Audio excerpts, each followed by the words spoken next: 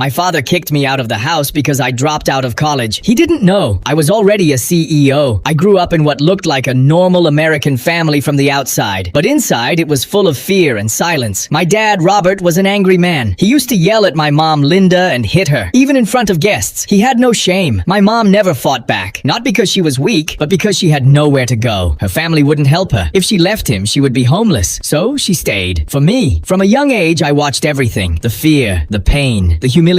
And I made one decision. I would make so much money that I would never be trapped in that house again. When I got into college, I secretly started building a way out. In my second year, I launched a small online business selling custom t-shirts. I spent all my savings learning marketing and building a website. No sales, no customers. Everyone in my family laughed at me. They said I was a dreamer, that people like me never succeed. Everyone except my mom. She believed in me. She would secretly give me money she had saved so I could keep my business alive. But my dad would find it and take it. These are my house rules, my money, he would say. Even though it was my mom's, he called me a failure, a fake entrepreneur who thought he'd be a millionaire. My dad worked in sales. After years of work, he made just enough to survive. So to him, my dreams looked stupid, but I didn't stop. I kept learning. I improved my products. I ran ads. I studied the market. By my third year of college, my business was making $6,000 a month. Not rich, but real. The problem was I couldn't handle both school and the business. I had to choose, so I dropped out of college. When my dad found out, he exploded. He screamed at me. He insulted me. Then he kicked me out of the house. When my mom tried to defend me, he hit her right in front of me. I will never forget that moment. $6,000 wasn't enough to rent a place and run a business, so I slept in my car. I worked from my laptop inside that car. 16 hours a day, no days off, no comfort, just survival. Years passed. My company grew. Until one day, I owned one of the biggest clothing brands in the world. I was making millions. One day, I found out something strange. The sales director at my company worked for another firm, my father's company. I didn't say anything. I didn't want to reopen old wounds. A few days later, my mom called me. "Come have dinner with us," she said. I went. When I sat at the table, I saw bruises on her face. She looked tired, broken. I knew my dad was still hitting her. Then my father looked at me and said sarcastically, "If you had stayed in college, you could have been successful like me. I work for a global company called Haven Apparel." I smiled. I pulled out my phone, typed into Google, "Who owns Haven Apparel?" I turned the screen toward the table. The owner was me. My dad's face went pale. He started apologizing, begging, asking me not to fire him, but it was too late. I stood up, took my mom's hand, and walked out. That night, I made a few calls. My father was fired. Now my mom lives with me in a beautiful villa. I buy her everything she ever wanted. Cars, clothes, peace. And my father, he keeps calling, begging for money, but both of us blocked him.